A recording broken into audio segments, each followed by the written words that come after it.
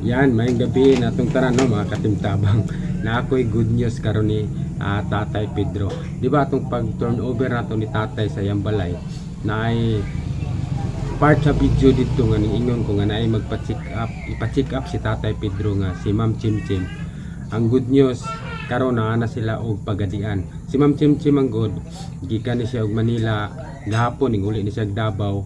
Then ganina nagbiyahe na sila Davao padulong sa pagadian kay moadto sila og Cagayan de Oro ugma. So ugma sa buntag makaana milang tatay kuyog minimum Chimchim para mapa-check up si Tatay Pedro. Na daghang kay salamat Ma'am Chimchim.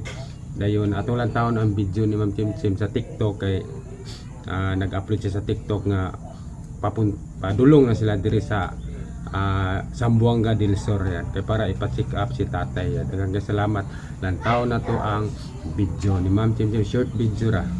Good morning guys! So ayan, dapat aalis kami ng 4 AM tapos yung 4 AM namin guys napunta sa alas 9.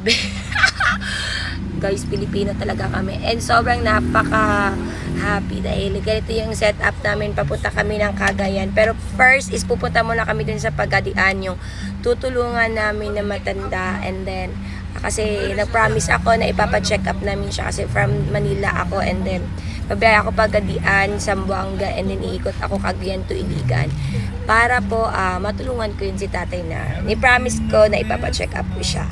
Yan, sumauto ang video ni Ma'am Chimchim. No, daghang salamat Ma'am Chimchim ha kay taon si tatay mapa-check up na gyud para maristahan kung tambal ba.